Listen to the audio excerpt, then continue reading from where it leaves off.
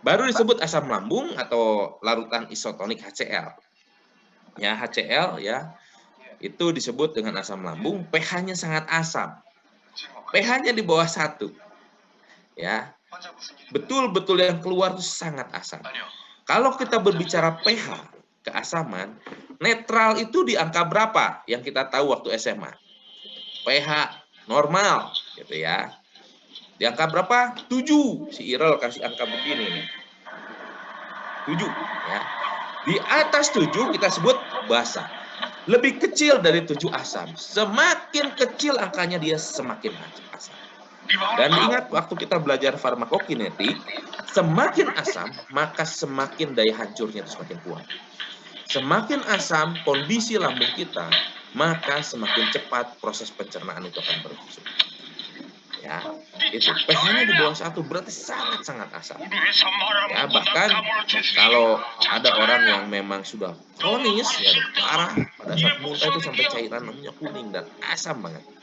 Ya, sangat-sangat asam. Nah, asam lambung ini nih kuncinya. Ya, asam lambung ini disekresi di sel parietal atau sel oksintik, ya, sel oksintik atau sel parietal. Kenapa dia bisa keluar? Karena dia didorong atau dipompa. Siapa yang pompa? Namanya pompa proton. Nah, ini kunci, ya, saya bilang kunci, ya, pompa proton. Nanti ada nama obat namanya proton pump inhibitor. Inhibitor artinya penghambat. Proton pump itulah pompa proton. Pump adalah pompa. Ya. Artinya obat penghambat pompa proton. Jadi kita tahu mekanisme kerjanya. Ya, dari sini kita sudah bisa dapat gambaran. Ya, dari sini kita sudah bisa dapat gambaran. Oke. Ya, asam lambung disekresi oleh sel parietal akibat dipompa oleh satu mekanisme pompa disebut dengan proton pump atau pompa proton. Oke. Ini gastrin, kita bahas lebih dalam. Gastrin adalah hormon peptida. Ya, disintesa oleh sel endotelium di mukosa antrum lambung dan duodenum. Sirkulasi masuknya ke sirkulasi darah portal. Ya, efek utamanya ya menstimulasi sekresi asam lambung oleh sel parietal. Gastrin. Tadi ada masuk ya. Nah, ini dia. Nah, ini gastrin. Ya. Tanpa ini susah nanti sekresinya. Oke. Kelewat. Ya. Efek tidak langsungnya meningkatkan sekresi pepsinogen yang akhirnya menstimulasi aliran darah dan motilitas lambung. Tahu motilitas? Pergerakan lambung. Ya. Jadi kalau kita dengar lambung ruk itu adalah motilitasnya. Ya. Reseptor gastrin dapat diblok oleh proglumid. Ya. Nah, sekresi dihambat pada pH lebih kecil atau sama dengan 2,5. Ya. Artinya kalau pH-nya 2,5 ke bawah, gastrin itu dihambat. Ya. Ada disebut namanya gastrinoma. Gastrinoma artinya adalah sekresi gastrin yang berlebihan. Sehingga asam lambung berlebihan. Ya, ada namanya sindroma Zollinger-Ellison nanti nama penyakitnya. Ya, karena kelebihan produksi gastrin. Kalau gastrin produksinya lebih karena ada gastrinoma, ya, maka terjadilah peningkatan asam lambung. Nah, kita berbicara asetilkolin. Asetilkolin disekresikan oleh neuron parasimpatik. Ya. Stimulasi reseptor muskarinik spesifik pada permukaan sel parietal dan mast sel histamin. Ya. Oke, di sini ada dan mast sel ya. Sorry, ini histamin harusnya saya spasikan. Ya. Reseptor muskarinik spesifiknya adalah di sel parietal. Tujuannya apa juga? Dia mengatur produksi asam lambung. Yang berikutnya adalah histamin. Tadi saya sudah singgung bahwa histamin yang kita singgung di sini adalah tipe 2. Kalau tipe tipe 1 itu ada di permukaan kulit, biasanya faktor alergi. Ya. Oke, disekresi oleh mast sel di dekat sel parietal. Sel parietal mempunyai reseptor H2. Bukan H-2 ya, ini H2.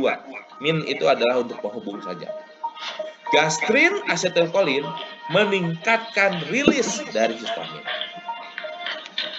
Ya, meningkatkan rilis dari histamin. Garis bawahi ini nanti. Gastrin dan asetilkolin meningkatkan rilis dari histamin. Tetapi histamin akan bekerja untuk meningkatkan HCl kalau ada reseptornya. Ya, ada yang ngangkut. Reseptornya, catat baik-baik, adalah H2. Ya, H2. Mau gastrin ada, asetilkolin ada, sehingga histamin banyak, tetapi kalau reseptor H2-nya kita blok, maka produksi HCl-nya pun berkurang. Ya, gambaran kedua, tadi gambaran pertama adalah proton pump.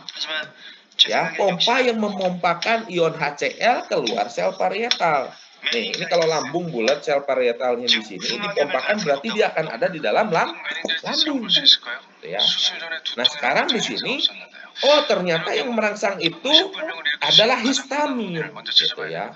Karena apa? Asetilkolin dan gastrin hanya dia akan merangsang atau meningkatkan rilis atau produksi dari histamin. Gitu ya.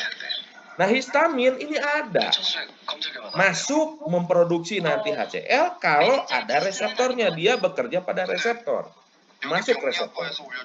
Nah, artinya apa? Di sini ada namanya nanti obatnya H2 blocker. Kalau tadi proton pump inhibitor, pompa protonnya dihambat, direm, jangan pompa terus. Nah, ini si reseptornya diblok. Ya, dihambat, diblok, jangan masuk tuh asetilkolin, gastrin, ya, sehingga memproduksi histamin.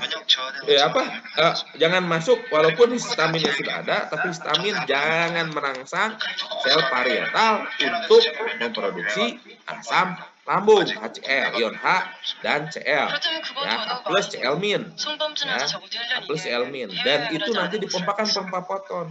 Jangan sampai, gimana caranya? Diblok, ya, itu satu. Nah, ini harus mengerti. Nah, kalau dibilang ulcus peptik atau disebut, kalau bahasa Indonesia adalah ulcus pepticum, ya. Kalau di Amerika terkenal dengan peptic ulcer, kalau di masyarakat terkenal dengan sakit mah, ya, nyeri ulu hatinya, ada apa di situ? Kalau kita lihat dua keseimbangan ini, ya. Ada mekanisme perusak mukosa dan ada mekanisme pelindung mukosa. Tadi di awal saya kasih tahu ada mukus. Mukus produksinya adalah melapisi supaya tidak terjadi iritasi di mukosa lambung. Ya. Nah, kalau ini seimbang, ya, timbangan ini seimbang, ya, masih aman. Tetapi harusnya mekanisme pelindung mukosa itu harus lebih banyak daripada mekanisme perusak mukosa. Ya. Kalau mekanisme pelindung ini minimal saja seimbang, ya, tapi harapannya berat tipis lah, timbangannya berat 11, sedikit saja. Artinya pelindung mukosa ini lebih banyak, maka kita tidak akan pernah terkena dengan gangguan dari ulcus pepticum atau peptic ulcer. Kita aman. Lu mau makan pedas silahkan. Ya, mau telat makan nggak langsung sakit mah, gitu ya. Mau stres nggak langsung. Tetapi ada mekanisme yang merusak. Ya, di sini juga nanti kalian harus catat. Ada poin penting di sini. Ya, di slide ini. Saya tidak akan ngasih banyak slide ke Anda. Ini ke slide-nya ada sekitar 47 slide. Nanti saya akan cut karena saya minta kalian mencatat dan kalian mengerti. Ya. Oke, di sini ada mekanisme perusak mukosa. Ya. Yang pertama adalah asam lambung, HCl. Padahal asam lambung itu diproduksi oleh sel-sel dari lambung. Tadi sel oksintik atau sel parietal yang memproduksi asam lambung. Gitu ya. Tetapi asam lambung yang berlebihan, dia akan menggerus mukosa itu. Ya. Tadi asam lambung berlebihan bisa aja dari produksi gastrin yang berlebihan. Zollinger-Ellison nanti penyakitnya, atau gastrinoma. Produksinya berlebihan sehingga asam lambungnya nanti berlebihan. Gitu ya, itu satu, asam lambung.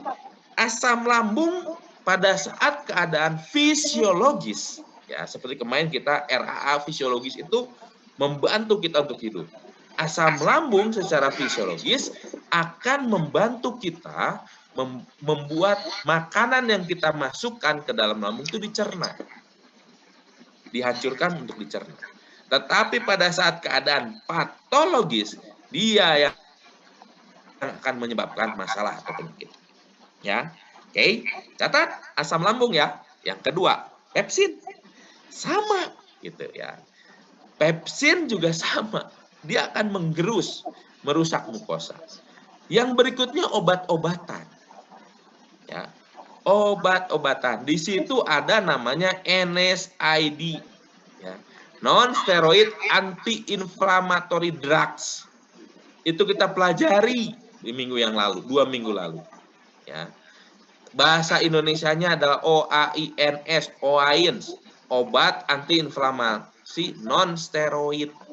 Yang kemarin tuh ada apa? Ibuprofen, ada apa? Natrium diklofenak, ada asam salisilat, ada asam fenamat, ada meloxicam. Itulah golongan-golongan NSAID atau obat antiinflamasi non-steroid. Kenapa dia merusak? Itu kan pertanyaan mekanisme kerjanya. Karena dia memblok prostaglandin. Prostaglandin adalah salah satu mediator kimia untuk nyeri. Ya, untuk nyeri. Dia diblok. Nah, kalau prostaglandin ini diblok, di satu sisi lihat di timbangan. Prostaglandin dibutuhkan untuk melindungi mukosa lambung. Gitu ya. Oh, pantesan kalau saya minum asam mefenamat, meloxicam sebelum makan suka perih lambung kita. Lah ini. Kenapa? Jawabannya karena dia adalah golongan obat antiinflamasi non steroid. Ya, obat antiinflamasi non steroid dia memblok prostaglandin. Sementara prostaglandin ingat dibutuhkan untuk melindungi mukosa. Satu poinnya, 2 poinnya. Prostaglandin di pelajaran RAA digunakan untuk apa? Regulasi tekanan darah. Prostaglandin keluar, renin disekresi. Kalau kita banyak meminum obat-obat NSAID, ya obat-obat antiinflamasi non steroid, ingat, hati-hati kesehatan ginjalmu. Itu ya. Hati-hati karena prostaglandinnya terblok. Prostaglandin yang terblok bukan cuman lambung yang bermasalah, nanti ujungnya ginjal bermasalah. Ya. Oke, catatan kedua ya dari obat NSAID. Kalau kalian lihat riset saya, ya, ini kalau di 7ISC, ini kebetulan bukunya di depan saya. Ya.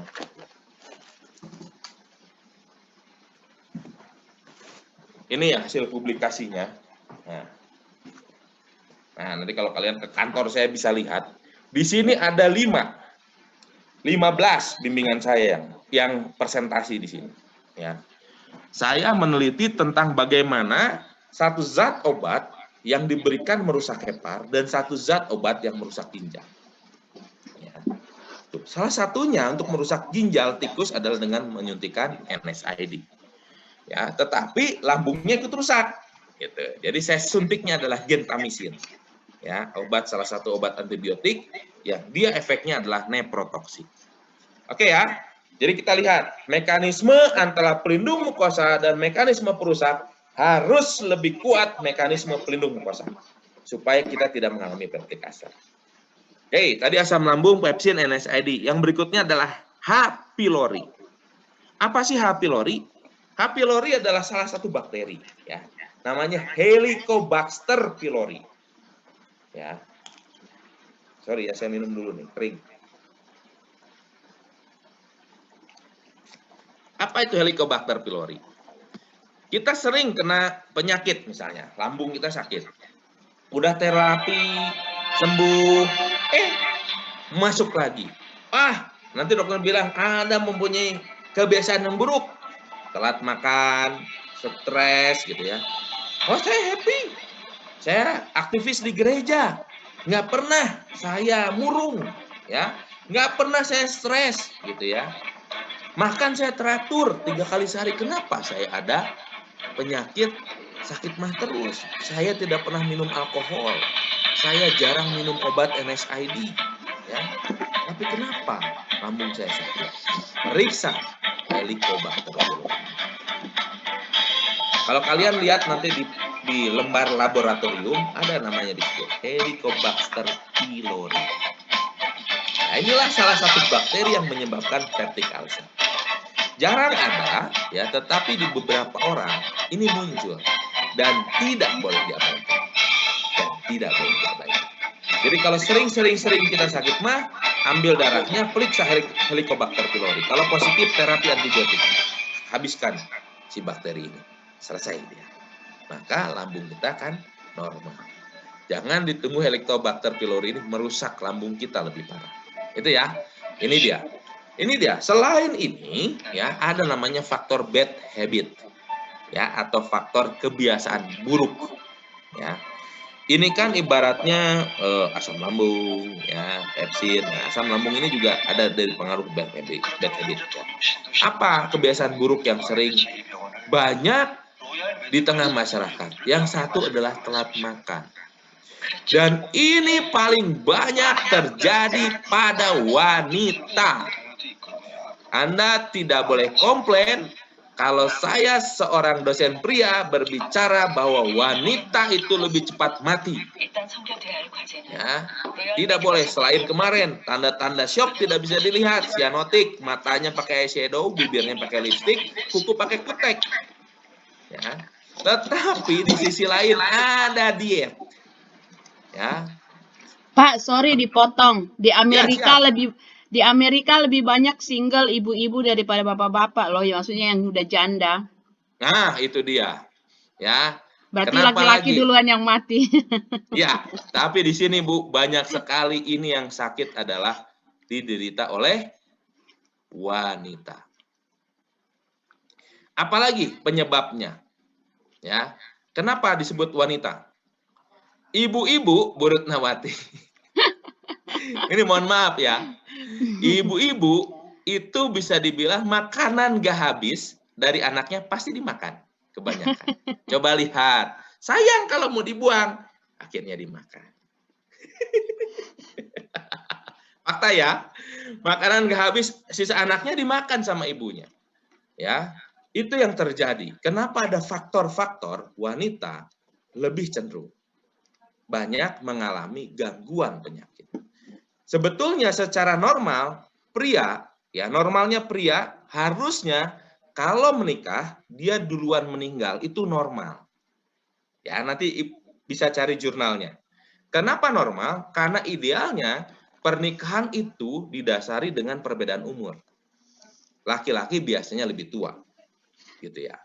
Laki-laki biasanya lebih tua. Gitu. Dan dia secara logika harusnya kerja lebih berat sesuai dengan tulisan Alkitab. Berkeluh kesah dia. Ya, wajar.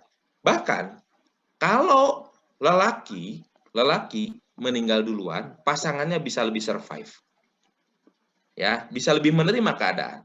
Tetapi kalau perempuan yang meninggal duluan, biasanya ya, walaupun tidak semua berjalan, tetapi secara teorinya si pria ini akan lebih cepat menyusul. Ya, kenapa? Dia lebih merasa tersendiri dan cepat sekali menyusul. Ya. Itu teorinya. Jadi kalau misalnya suami meninggal, biasanya istri masih bisa respon adaptasi. Tetapi kalau istri yang meninggal duluan, si suami ini biasanya stres dia. Ya, kecuali dia kawin lagi, ya, langsung dapat pasangan. Tapi kalau dia tipe setia, biasanya tidak panjang. Ya, walaupun banyak juga yang panjang. Oke, ini kembali ke sini ya. Helicobacter pylori. Jadi kalau Anda sakit mah, udah terapi, kok bolak-balik, gaya hidup kita sudah dirubah, stres kita tidak ada, ya, pola makan kita teratur, ya. Kenapa kita sakit mah? Periksa namanya Helicobacter pylori. Ya, ini saya diunai udah beberapa kali ya. Ada anak dosen ya kerja bagus, pimpin satu perusahaan, ya udah berobat ke Pondok Indah ya oleh dokter penyakit dalam, ya. Tidak ketahuan, hanya dikasih obat aja. Oke, kasih obat. 3 bulan lagi balik lagi, aduh kamu ini gimana? Saya bilang, terakhir dia datang konsultasi, Bang, ya, Bang, gimana? Karena waktu mahasiswa saya sering main di rumahnya dulu. Ya, kalau saya kasih ciri-cirinya, Bang Harlon langsung tahu, oh itu anak ini. Saya nggak kasih ciri-cirinya. Bang, ini gimana Bang? Bahkan dia sampai sempat keluar dari perusahaan itu. Stres dia, badannya turun jauh. Ya, stres dia. Nah sekarang dia yang posisi bagus lagi. Bob, saya bilang, coba cek Helicobacter pylori. Ya. Begitu saya cek Helicobacter pylorinya positif. Saya terapi antibiotik, ya selesai. Puji Tuhan sampai detik ini dia amanan kerja. Ya, selain terapi antibiotik, kita kasih pelindung mukosanya. Karena dia sudah menyebabkan ada ulkus. Ulkusnya besar-besar. Jadi kalau nanti kalian sudah praktek, ada namanya pemeriksaan tes diagnostik namanya endoskopi. Ya, Bu Rutnawati dengan Pak Harlon pernah mendampingi pasien endoskopi nggak di rumah sakit di Amerika? Endoskopi bisa dari atas, bisa dari bawah. Dari atas itu dari oral, dari mulut dimasukkan. Ada seperti selang, tapi di ujungnya adalah kamera. Dokter bisa lihat di TV, ya. Kalau kalian lihat bisul, ya, abses itu persis di sistem pencernaan kita, baik di lambung, di usus halus, usus besar itu persis kayak gitu. Ya, nanti search aja peptic ulcer itu lihatnya kayak gimana, gitu ya. Nah, kalau dia misalnya dicurigai adanya di usus besar atau di usus bagian bawah, maka endoskopi itu akan masuk lewat anus. Ya, kan dilihat di teropong ada apa di situ, ya. Tuh. Nah, oke. Jadi saya hampir terapi itu sekitar 2 bulan terapi untuk mempertahankan kondisi asam lambung itu tidak terlalu asam. Untuk memberi kesempatan mukosa lambung memperbaiki diri. Ya. Oke. Nah, sekarang kita masuk. Nah, di sini intinya. Super intinya. Inilah gambar ini yang harus. Sebentar Pak. Ya, siap. Sebentar Pak. Silakan.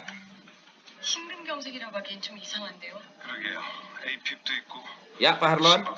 Apa hubungannya stres dengan asam lambung? Oke. Kalau dengan kardio kan oke lah. Ya. Apa hubungannya? Karena ada vagus nerve, Pak. Ya, ada faktor pembuluh darah juga yang dari lambung langsung masuk ke vena porta dan ada langsung ke sistem ada namanya di sini kalau saya lihat nanti di sini ada namanya trigger zone. Nah, di sini Pak.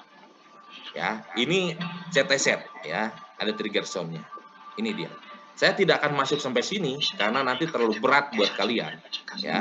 Nanti saya kasih gambarannya saja. Oke. Nah, kenapa?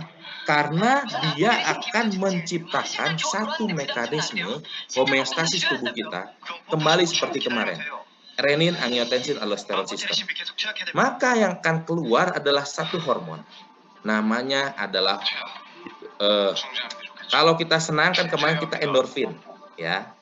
Kalau kita stres, Pak, yang keluar adalah hormon kortisol.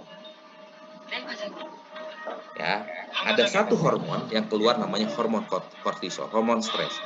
Hormon stres pun ini kita dibutuhkan. Kenapa? Hormon kortisol ini akan membuat kita lebih waspada. Ya, lebih waspada. Nah, pada saat hormon ini keluar, maka dia akan merangsang sekresi dari sel parietal untuk memproduksi asam lambung berlebihan. Ya, hormon ini akan merangsang itu. Ya, asam lambung berlebihan. Begitu asam lambung berlebihan, inilah yang akan membuat sistem pencernaan kita peptik atau lambung kita mengalami gangguan. Kalau mukosa atau sistem pelindungnya kita tidak adekuat. Ya, itu ya, Pak Harlon ya. Oke, nanti akan keluar hormon kortisolnya, ya. Hormon kortisol akan membuat apa? Oh, membuat kita lebih waspada, membuat kita bertenaga, ya. Respon neurovaskular kita pun akan lebih aktif, ya. Kalau hormon kortisol, satu contoh, ya ini melenceng sedikit. Harusnya nanti ditanya ini sama Mem Nunu nih, ya. Nur Hayati Siagian, dia ahlinya di situ. Kalau kita lah biasa, Pak, meloncat pagar susah. Tapi begitu dilepaskan anjing itu ngejar lari, kita kok bisa loncat lebih tinggi. Itulah efek salah satu hormon kortisol terhadap kita punya respon fisiologis. Tetapi di sisi lain akan terjadi peningkatan asam lambung. Ya, asam lambung berapa kadar peningkatannya, berapa yang ditoleransi tergantung tubuh kita sendiri. Oke ya, di situ dulu ya. Nanti makanya kalau dilihat ya, saya tidak tahu apakah pernah dapat pengalaman atau tidak dari Bu Retnawati sama Pak Harlon, ya, sampai ada dikasih golongan alprazolam. Orang-orang yang sakit mah dikasih nanti golongan penenang, ya. Orang-orang yang sakit lambung tujuannya apa? Satu, lebih rileks, istirahat dia, dan dikasihnya malam hari memang. Ya, biasa kalau di Indonesia dikasihnya golongan alprazolam, ya, yang dikasih. Itu salah satu ya mirip dengan diazepam. Nanti kalau lihat lagi, kalau di Indonesia ada produk dari Sanbe, ya, produk dari Sanbe, salah satu di dalamnya adalah chlordiaxipsid. Ya, itu salah satu golongan obat turunan dari diazepam. Ya, diazepam itu. Salah satu tujuannya apa? Itu kalau dikasih itu, aduh enak langsung perutnya. Karena enak perutnya selain dia rileks, tidak terlalu motilitasnya terlalu gerak cepat, ya. Kita juga memberikan efek ketegangan secara fisiologis. Ya, tapi ingat, kalau kita pakainya panjang, kita sudah belajar, nanti kita ada respon ketagihan. Ya, chlordiaxipoksid dalamnya. Oke, kita balik ke sini dulu, ya. Oke, kita sekarang sudah melihat ada sekresi asam lambung. Ini yang kita mau kontrol. Nah, sekresi asam lambung dikontrol dengan 4 mekanisme. Ya, 4 mekanisme. Satu adalah penetralisir asam. Kedua, penghambat sekresi. Ketiga, pelindung mukosa. Keempat, stimulasi sekresi. Ya. Saya tidak akan membahas ini panjang, stimulan sekresi. Kenapa? Karena ada juga asam lambung yang tidak keluar, tidak cukup.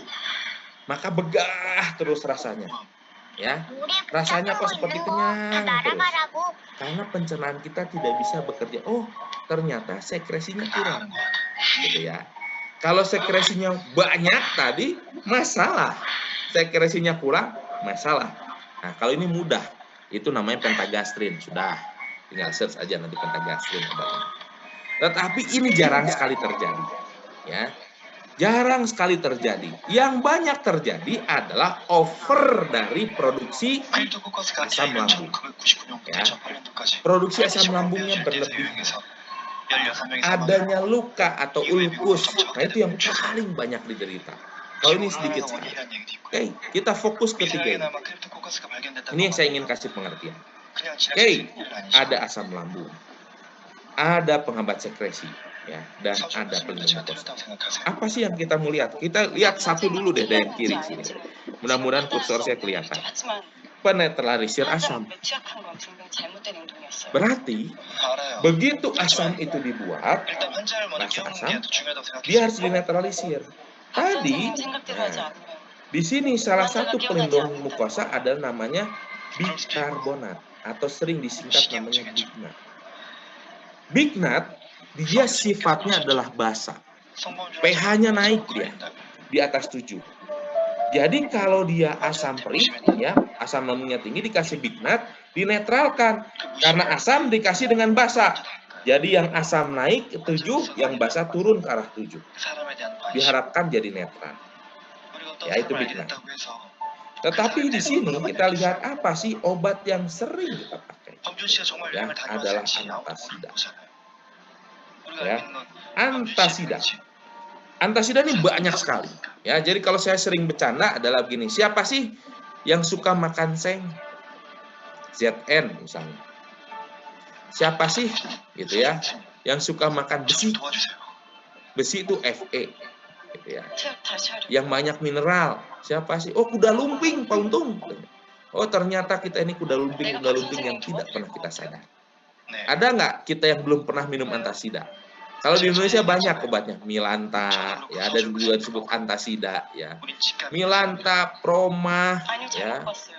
Apalagi itu, Waisan, ya. Kalau bulan puasa tuh, Deddy Miswar, ya, kawan saya, ya, dia waktu itu wakil gubernur Jawa Barat, saya ketua forum, sering saya gerak sama Deddy Miswar, ya. Iklannya Waisan. Dia golongan apa? Antasida. Aluminium hidroksida, magnesium hidroksida. Nanti kalian lihat aja, ya. Tujuannya apa? Dia sifatnya adalah basa. Jadi asam yang sudah terbentuk dinetralkan, ya. Asam yang sudah terbentuk dinetralkan. Maka kapan diberikan? Kan itu pertanyaannya. Kapan antasida itu diberikan? Diberikan pada saat keadaan asam. Kapan? Sebelum makan. Gitu ya. AC. Jadi kalau singkatan di dalam teori, nanti ada AC, ada PC. AC itu artinya antesibum, sebelum makan. PC artinya posibum, setelah makan. Nanti saya akan kasih juga di sini gambaran bahwa tidak semua obat ini bisa diberikan semua sebelum makan. Berarti kita harus atur. Dan inilah yang tidak akan diberikan oleh dokter atau oleh orang farmasi kalau ngajar farmakologi. Karena kitalah user yang mengaplikasikannya. Oke, ini ada asam, dinetralin deh. Ya. Tetapi ingat, asam lambung ini serasa kalau kita boleh analogkan adalah asap. Ya. Asam lambung ini kalau saya boleh kita rubah sedikit adalah asap. Asap ini akan selalu ada kalau baranya kita tidak tangani. Ya, baranya tidak kita tangani. Ya, berarti asap ini akan ada terus. Ya, oh ada asap, kipas, hilang. Berasap lagi, kipas, hilang. Berasap lagi. Oh, berarti ada baranya dong, gitu kan? Nah, kita masuk ke penghambat sekresi. Penghambat sekresi, ya, yang paling umum digunakan adalah antagonis H2 atau H2 blocker, ya, dan proton pump inhibitor. Ya, antagonis reseptor muskar ini jarang sekali. Ya, di sini paling banyak. Antagonis H2 dan proton pump inhibitor. Ya, proton pump inhibitor. Sorry ya, saya jawab dulu nih sebentar.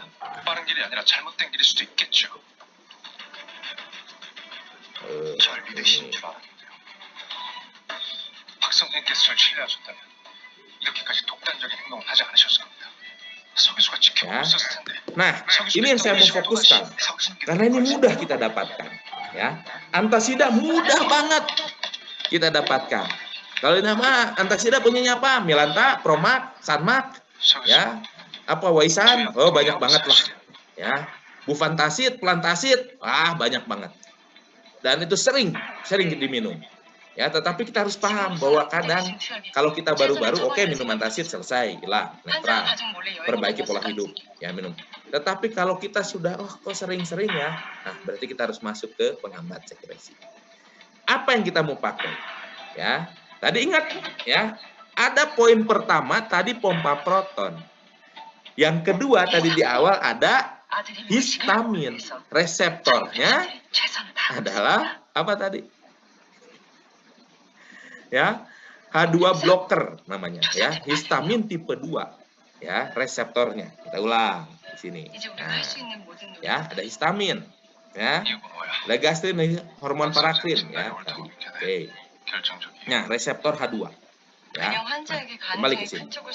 Artinya, kalau kita buat dua ini, kita mau main yang mana? Kita mau coba yang mana? Kalau kita berobatnya di puskesmas, ya, ketemu dokter-dokter yang senior, ya, dokter umum, dia akan ngasihnya golongan H2 blocker.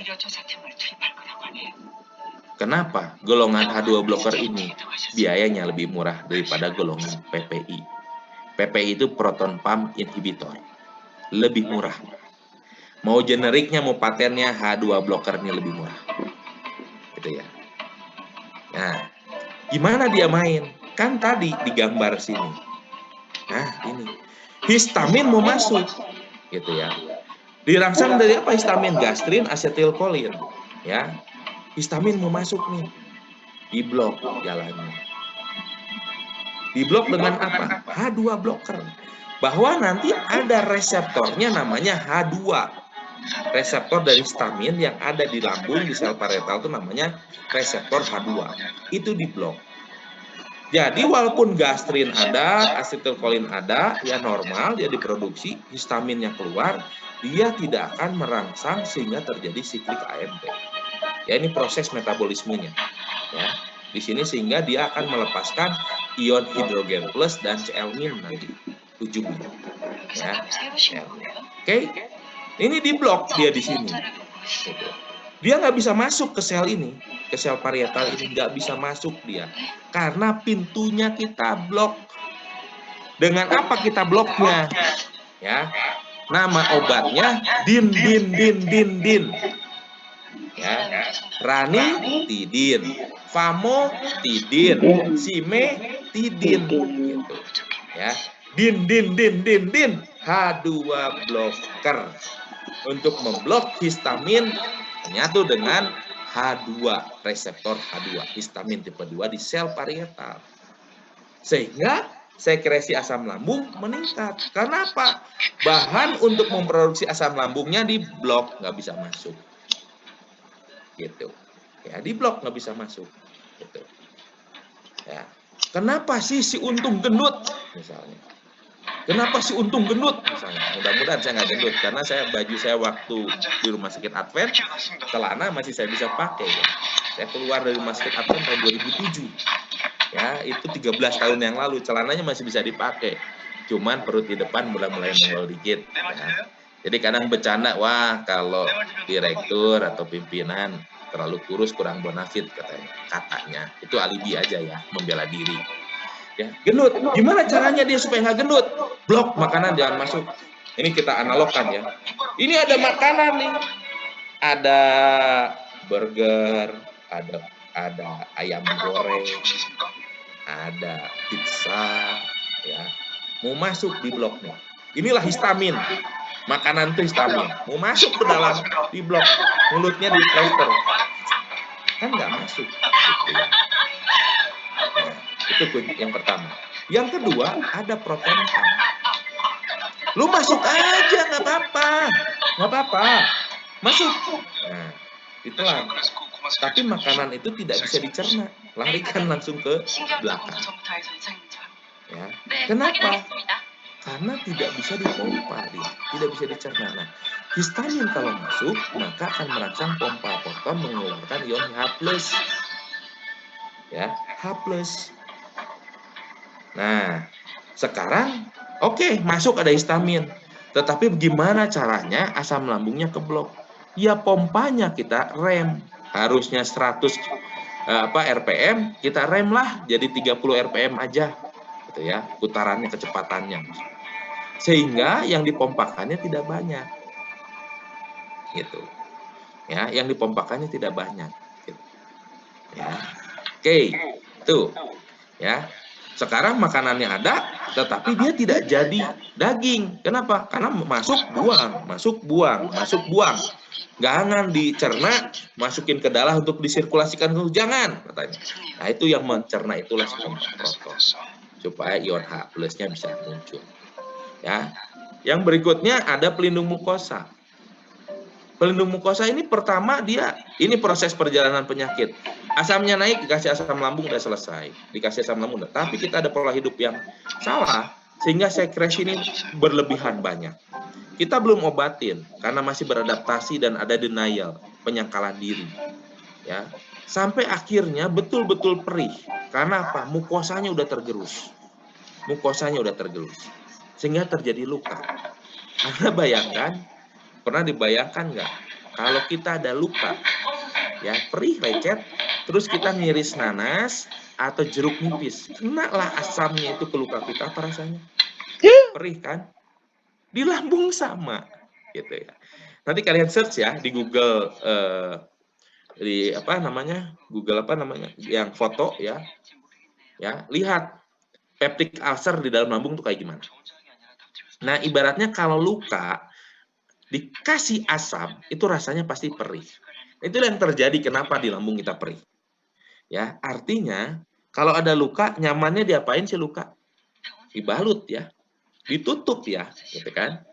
Ditutup dia, begitu ditutup lebih nyaman ya, secara psikologis juga kita enak. Pasti lihat dari benturan juga enak ya. Kalau sekarang saya merawat luka di klinik, saya sudah pakai modern dressing, udah hampir 3 tahun saya pakai. Ya, itu pakai produk dari Mepro ya, Polimem. Ditutup, luka bakar tutup, dia pengganti kulit. Jadi kalau disentuh juga dia nggak akan sakit atasnya karena udah ketutup gitu ya. Nah itu. Nah sama di lambung juga sama. Kalau dia ada luka, kita bisa lapisi mukosanya. Ya, ada yang pernah pakai bioplacenton ya, kalau kita kena luka bakar, dikasih bioplacenton, begitu kering kita akan melihat seperti selaput tipis transparan melapisi kita punya luka bakar. Nah, pelindung mukosa juga sama, itu sukralfat ya. Bismut selat jarang sekali dipakai.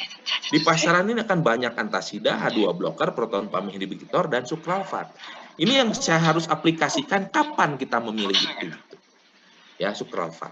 Sukralfat ini mereknya banyak. Kalau dilihat, oh ini obatnya apa? Antasida atau sukralfat nih sama-sama sirup. Oh ini sukralfat. Nah, pasti sukralfat itu lebih mahal daripada antasida. Pasti. Ya. Kalau patennya di Indonesia, ya orinya adalah Inpepsa namanya. Inpepsa dalamnya sukralfat. Ya, ada Propepsa dalamnya sukralfat. Ya, banyak sekali. Nukral dalamnya sukralfat kali. Nanti pasti lihat sukralfat berapa miligram, 200 miligram misalnya. Oh berarti dia pelindung mukosa. Fungsinya adalah untuk melapisi luka dari lambung yang sudah terjadi. Dia lapisi. Sehingga pada saat terjadi motilitas, asam muncul ke sana, dia tidak akan menyebabkan perih. Karena dilapisi lukanya. Gitu. Ya, lukanya ini dilapisi oleh sukralfat.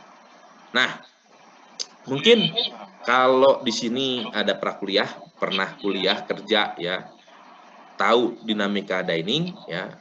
Kalau Ibu Rutnawati dengan Pak Harlon pasti tahu ya bagaimana sistem dining ya.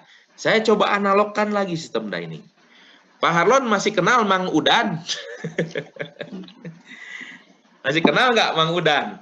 Dulu zaman Bu Rutnawati itu masih ngangkat-ngangkat pakai ini Mang Udan. Ya, sampai akhirnya dia kirim ke UNAI itu pakai mobil. Ya, sampai sekarang masih ada itu Mang Udan. Ya. Nah, kita analogkan sekarang ya. Ada dining room. Dining room itu tempat makan kita, ya teman-teman yang belum masuk ke UNAI yang lain, tempat makan untuk menyediakan makan. Ya. Kita analogkan dining room atau tempat makan ini, ya kafetaria ini adalah lambung. Ya, lambung. Makanan yang diproduksi itulah asam lambung.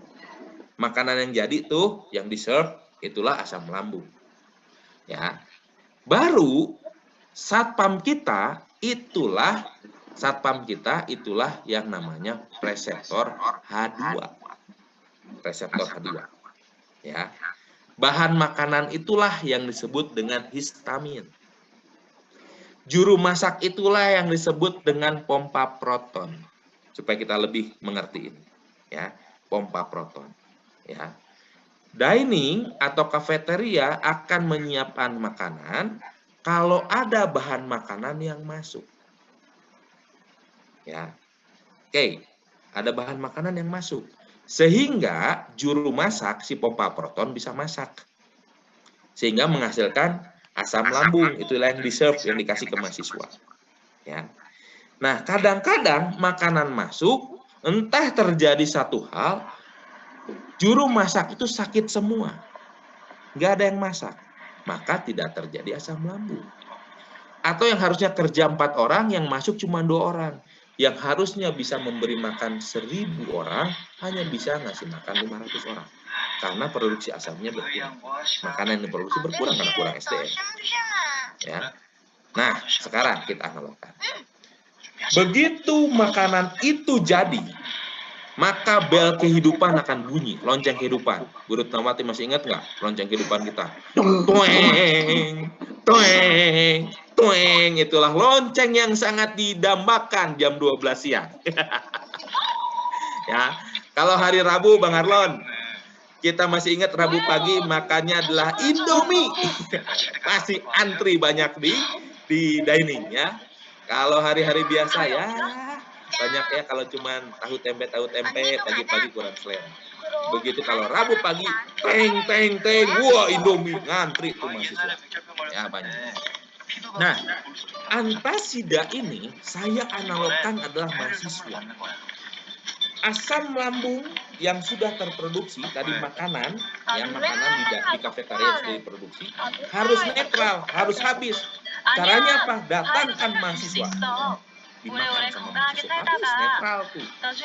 Ya. Antasida itu kita bilang lah mahasiswa. Menetralisir makanan atau menghabiskan makanan yang sudah jadi. Antasida itu menetralisir asam yang sudah jadi. Asam lambung ini asal hasil produksi. Gitu. Siapa yang produksi?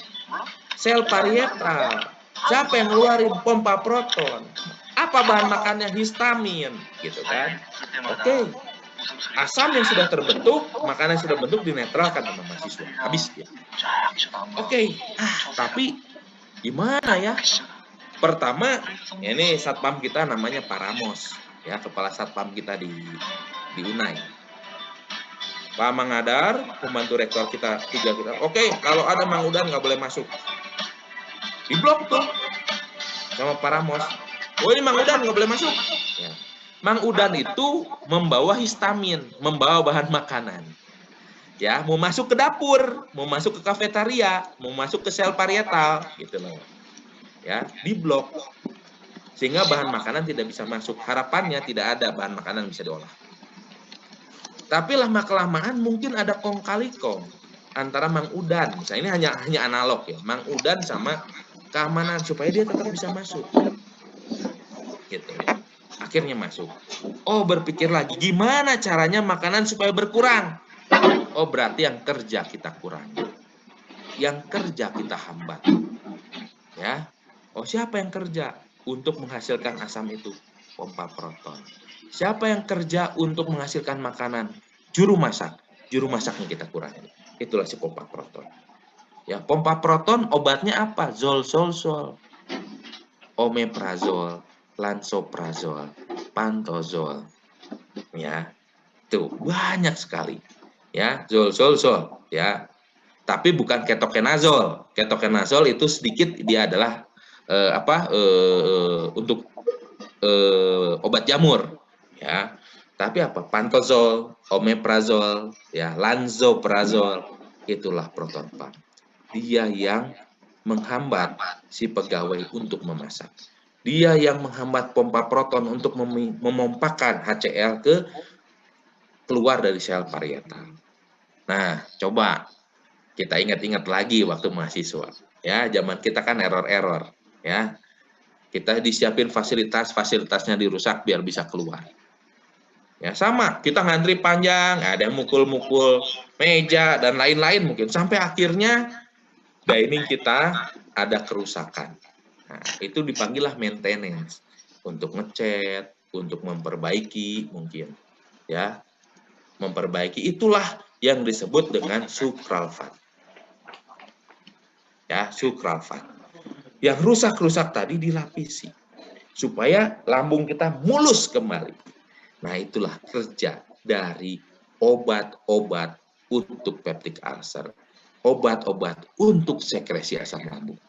Jadi, kalau saya mau pakai antasida apa? Ya kalau kita nggak pernah sakit mah, jarang-jarang, ya minumlah antasida itu pasti enak. Tapi kalau sudah terlalu sering, maka kita harus berpikir, apakah kita mau pakai H2 blocker atau mau pakai proton pump inhibitor? Gitu ya. Tetapi pesan saya gini, antago H2 dengan PPI itu kan satu mekanisme, ya. Satu kerjanya adalah menghambat sekresi. Biasanya dokter akan mengkombinasikan antara asam lambung dengan H2 blocker kah? Atau asam lambung dengan proton pump inhibitor kah? Atau sukralfat dengan H2 blocker atau sukralfat dengan proton pump inhibitor? Jarang sekali dokter menggabungkan H2 blocker dengan proton pump inhibitor, kecuali udah sangat-sangat kronis. Kecuali sudah sangat-sangat kronis. Ya, biasanya masih dikombinasi itu. Oke, kasih pelindung mukosa. Nah, kalau dokter yang milenial sekarang, dia tidak mau pakai antasida. Ya, dia langsung belinya sukralfat. Kasihnya sukralfat kombinasi. Dengan apa? Antagonis H2 atau PPI. Nah, sekarang trennya apa Pak Untung yang dipakai? Tren yang dipakai adalah proton pump inhibitor. Kenapa? Karena PPI biasanya single dosis. Dosisnya single 1 kali sehari. Ya, tergantung golongan obat apa. Ya, mau omeprazol kah, lansoprazol kah, atau pantoprazol. Tapi yang rata-rata itu 1 kali sehari. Dan biasanya diberikan sebelum tidur. Karena asam lambung diproduksi malam hari. Ya, untuk menyiapkan pagi. Oke, banyak asam lambung untuk pencernaan. Dikasih malam. Nah, kenapa? Karena obat antasida H2 blocker atau antagonis H2, proton pump inhibitor dengan sukralfat itu, dia akan bekerja pada saat keadaan asam. Ya, kita logika. Kalau kita makan malam itu atau makan sore jam 6, maka jam 9, lambung kita tuh mulai kosong. Jam 10 itu mulai kosong. Maka kita minum obat proton pump di situ. Ya. Nah, pertanyaannya, Pak, asam lambung kan tinggi, antasida diberikan. Terus gimana cara kita mengkombinasikan? Kalau dengan PPI mudah, ya. Obat penetralisir asam atau antasida ataupun pelindung mukosa sukralfat diberikan sebelum makan, tidak akan pernah bentrok dengan PPI.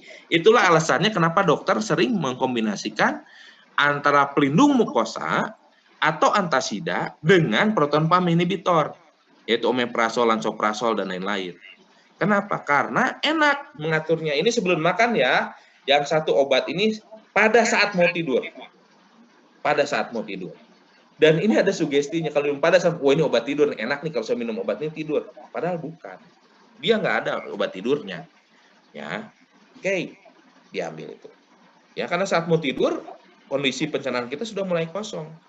Makanya nggak bagus kita sebelum tidur itu makan, itu tidak bagus. Ya, karena anjurannya 4 jam sebelum tidur lambung itu harus sudah kosong. Ya, makanya makan terakhir paling malam katanya jam 6 sore.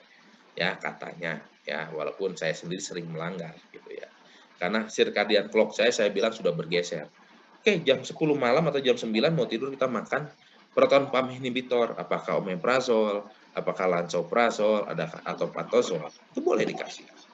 Ya, tetapi antasidanya aman, dikasih dia sebelum makan, aman kita pada saat lambung kosong, asam tinggi. Nah, sekarang bagaimana dengan H2 blocker? H2 blocker itu biasanya 2 kali sehari. Ya, per 12 jam. Gimana caranya kita ngakalinnya? Antasidanya kita berikan 1 jam sebelum makan, atau paling cepat setengah jam sebelum makan. Ya, H2 blokernya, ya tadi yang ranitidin, simetidin, famotidin diberikan 2 jam sesudah makan. Diharapkan sistem pencernaan kita sudah mulai berkurang. Ada makanan di situ. Baru dimasukin. Ya, H2-nya, H2 blocker. Itu strateginya. Kalau mau lebih efektif, kenapa di rumah sakit lebih efektif, lebih cepat sembuh? Ya, antasida nggak ada yang disuntik. Sukralfat nggak ada yang disuntik. Ya.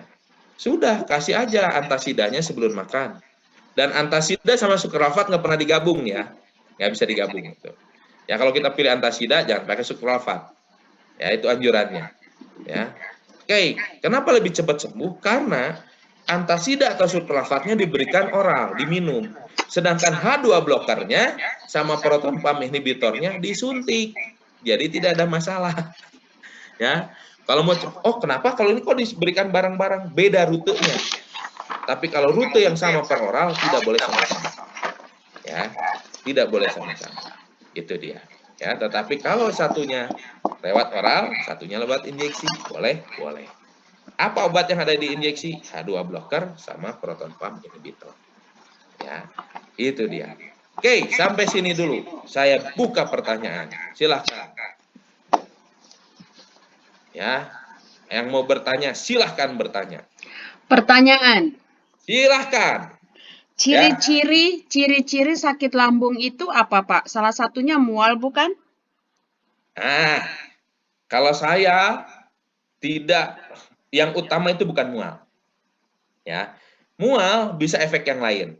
Tetapi ciri utama dari sakit lambung adalah nyeri ulu hati. Atau sering rasa perih. Atau sering merasa seperti menghisap. Lambungnya seperti menghisap banget. Ya, menghisap. Itu yang utama. Karena kalau mual, kita di jalan pusing, Bu. Mual. Kita demam, mual. Jadi, lihat ya. Ini kita kalau kita buka klinik ya dengan undang-undang sekarang. Wah, jangan kita berpikir kalau dia demam, pusing, muntah-muntah, dia sakit mah. Tidak. Ya, jangan-jangan muntahnya itu ya trigger zone-nya terganggu dia. Gangguan keseimbangan, jadi dia pusing. Ya. Tetapi dia ada nyeri ulu hati atau tidak? Ya. Kalau yang utama dia nyeri. Kadang-kadang ya rasa-rasa mual tapi perihnya enggak. Tapi kita ketuk, kita tekan. Ya, di daerah epigastriknya dia ngerasa apa? Ditekan, mual. Ditekan, nyeri. Nah, itu salah satu tandanya. Pengajian fisik, inspeksi, auskultasi, kalau sistem pencernaan, perkusi, dan palpasi. Kok kembung ya? Dung, dung, dung, dung, dung, dung. Berarti ada sistem pencernaan yang tidak berjalan baik. Ya, tetapi kalau kita fokus ke sakit peptic ulcer, apa? Ya, paling utama rasa perih. Kalau teman-teman mau tahu rasanya asam lambung naik, perihnya kayak gimana? Gampang.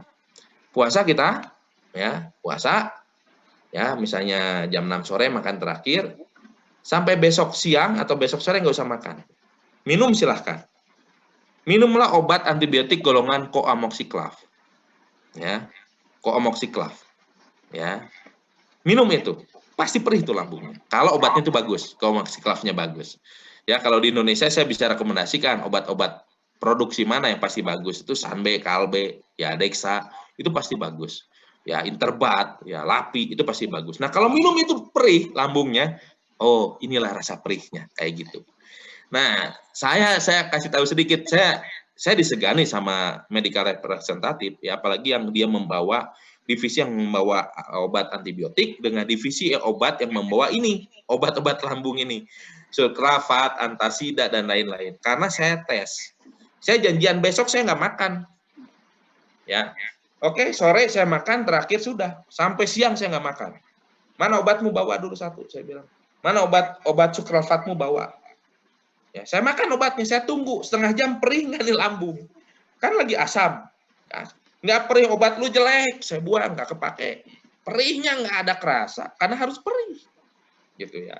Harus perih gitu. Kalau kita makan obat golongan coamoxiclav. Gitu. Atau kita golongan obat NSAID. Ya, NSAID yang kelas tinggi lah, jangan cuma asam mefenamat biasa gitu. Asam mefenamat atau meloxicam atau apa yang pasti perih itu lambung. Karena apa? Terangsang dia. Asam lambung langsung produksi tinggi, langsung perih. Perih bukan berarti langsung luka loh ya. Itu saya bilang itu sinyal ya, perih. Ini ya. Tetapi kalau sampai ngisap biasanya sudah sampai mulai rasa-rasa. Ngisap itu sudah mulai sampai perihnya mengisap itu sudah ada mulai lecet-lecet, tapi belum sampai seperti bisul lah ya, abses belum. Sudah mulai lecet mungkin. Oke. Udah, tinggal kita minum pelindung mukosanya. Mana pelindung mukosamu? Jadi kalau itu perusahaan obat satu hanya bawa antibiotik, yang satu bawa pelindung mukosa, ya sudah sini bawa satu-satu, janjian besok. Udah, aduh perih, mana pelindung mukosamu? Saya minum. Antibiotiknya bagus, sulcrafatnya bagus atau tidak. Itu kalau saya. Ya.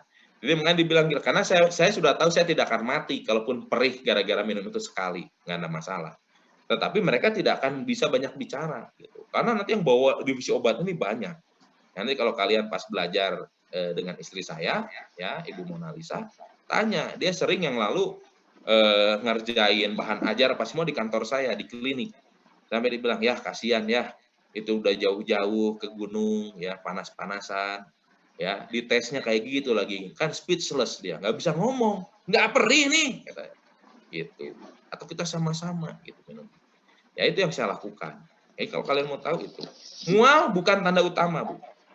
Ya, tetapi mual tanda yang lain. Nanti saya kasih di sini. Oh, kalau mual tinggal kasih obat antiemetik. Oh, kalau diare kasih obat anti diare. Oh, konstipasi kasih obat konstipasi di teori sistem pencernaan ini. Ya, jadi yang paling utama bukan mualnya, tetapi perihnya dulu, Bu. Kalau kita lihat dia peptic ulcer.